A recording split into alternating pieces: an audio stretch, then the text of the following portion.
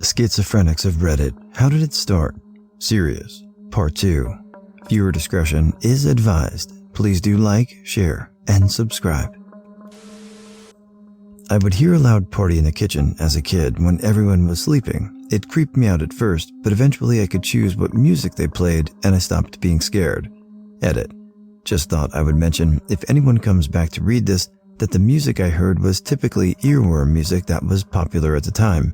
Those annoying songs that get stuck in your head against your will, or music my dad played all the time. It was terrifying at first, but yeah, it became pretty sweet once I could control the music, and eventually went away. I find that hallucinations stop once you become aware that they are not real and are no longer afraid of them, like the neon skeletons I used to hallucinate. March 21st, 2014. There was a party at my house and I thought everyone was plotting to kill me. They weren't. So I went to the kitchen and cut my throat with a knife. I figured if I was going to die, I'd go out on my own terms. I've been having psychotic delusions ever since. My dad always had delusions of grandeur when he thought he was way more important than he actually is. Around 40, he started having hallucinations about angels with bright and pretty colors involved. Eventually, they devolved into paranoid delusions and hallucinations about the government putting chips in his arm and tracking him through the radio or some shit. He is a non-compliant patient. My friend had it triggered by doing a lot of weed in a short time. Smoke from ceiling to down to knee height for like 2 to 3 days. He overheard me joking about another friend and thought I was planning their murder and proceeded to freak them out, but warning them. He was sent overseas to stay with family to get better, but on the plane, he thought a bunch of skinheads wanted to murder him and asked the stewardess where he could buy a gun in LAX airport. He spent 4 nights in the airport prison. No one would fly him home. His dad ended up paying $30,000 to fly to the USA, pay a lawyer and a psychologist, and fly him home again. He still has it, but it's now mainly conspiracy theories that get worse when he drinks or does weed. He doesn't believe anything's with him and doesn't take any medication. One time, he was convinced that there were dead bodies buried in my yard and wanted to go digging at 3 a.m. 4 hours later, I talked him out of it and we went to McDonald's for breakfast and I took the day off work. He's otherwise a really nice guy with a kind and generous heart. I'm not schizophrenic, but my mom's best friend from college was diagnosed 3 or 4 years ago. One day, she called my mom on the verge of tears and told her that people in the subway had been telling her to throw herself on the tracks. She was genuinely hurt and confused as to why people she didn't even know would tell her that. She had a history of mental illness and suicide in her immediate family, so my mom knew straight away. It was terrifying and heartbreaking. Just want to add some info from health professions, psych nurse. Schizophrenia has a large genetic component.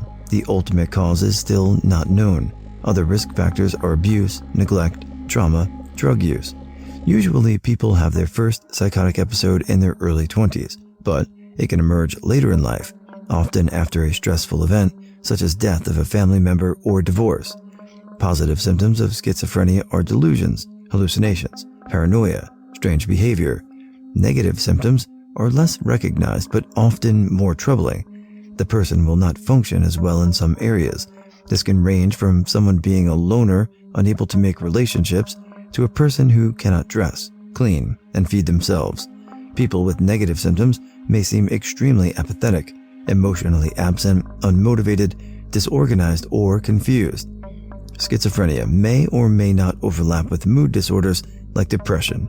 People with schizophrenia often have trouble holding jobs and living independently, but if they are identified and treated early, they have much better chances. They really need a strong support system of friends and family or an institution in order to do well, but if they have that, they can be surprisingly functional. Schizophrenia has little relation to intelligence. Some schizophrenics are highly intelligent and creative. Others are not, just as in the population at large. If they take their medication, they do much better. But the meds have many side effects, and many cannot remember to go to the pharmacy to get refills and take a pill every day on their own. Some providers will give long-acting injectable medication that lasts for 1 to 3 months, so that the person does not have to remember every day.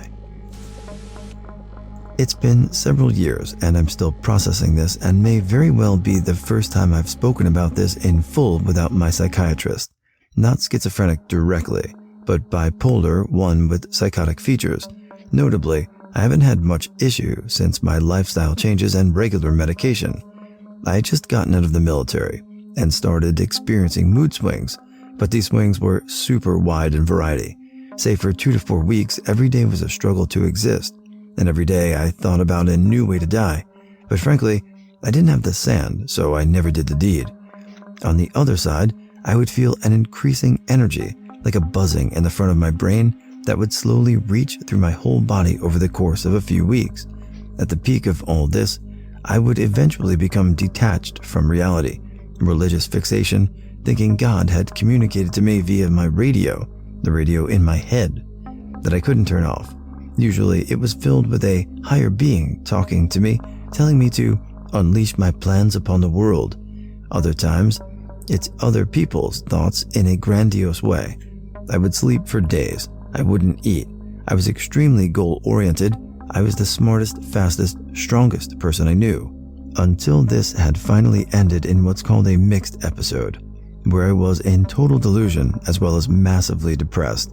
This finally ended when my neighbors called in a welfare check to EMS, as I apparently had ministered my great gospel to as to why they needed to sacrifice me to the greater good of the world.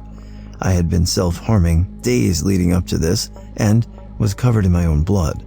I was admitted shortly after and have been medicated ever since. This whole thing happened over the course of about a year. In that year, I spent my life savings, broke off a 4-year-long engagement, sold, broke, or stole most of my possessions. I was an absolute mess. Now that I'm medicated, there are still highs and lows, but they're manageable. Intrusive thoughts are the only remaining symptoms now, but I know they're not my thoughts, and they're present, and I just need to let them pass. I had a similar episode on my last LSD trip. I was utterly disgusted with myself, as my great fear is to lose my grip with reality again.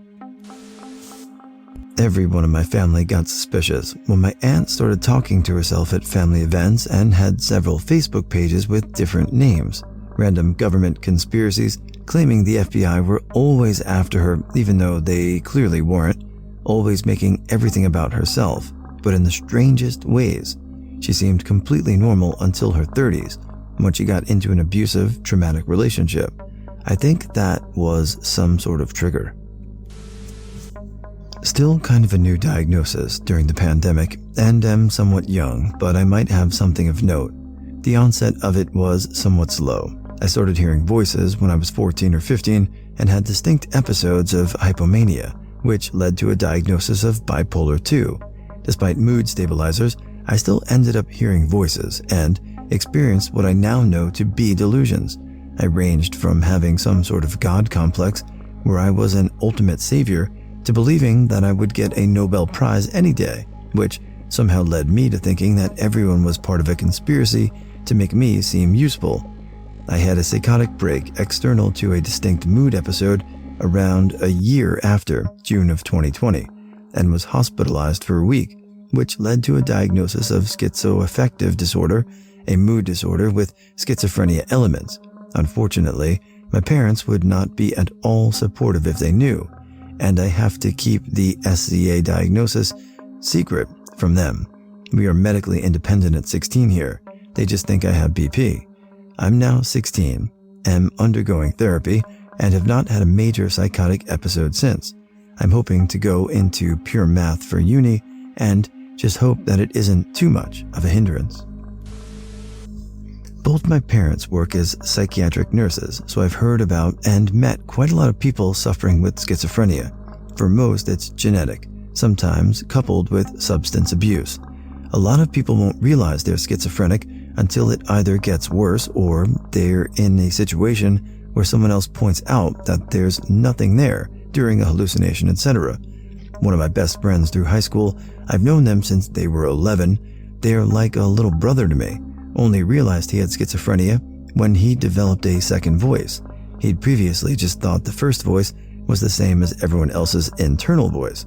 It's odd, as when non-schizophrenic people imagine voices, they imagine something terrifying, and whilst that's often the case, my friend told me about how comforting the voice had been to him. It was only during major depressive episodes that the voice would become negative. Unfortunately, there are really dangerous sides to schizophrenia too, as seen in this thread. The one that sticks in my head is when I was really young, my dad worked with a man whose hallucinations often centered around cats. He was taken to the zoo, albeit not a great idea looking back, by other members of staff, and heard the lions calling to him, so he jumped into the enclosure, very early 2000s, so not as much safety. Luckily, he survived, but I'm pretty sure with some major scarring. I have no diagnosis of it and no family history, but the last few months I've had some auditory and visual hallucinations, the most vivid one being a largish spider crawling on my left arm. Other things like a sound that reverberates inside my own head, it's so loud, yet no one else heard, like chaos, talking to Zagreus and Hades. Fully formed visual and auditory hallucinations that I'm going to ignore and hope don't get worse. Still within the age of onset for women, and it's scary.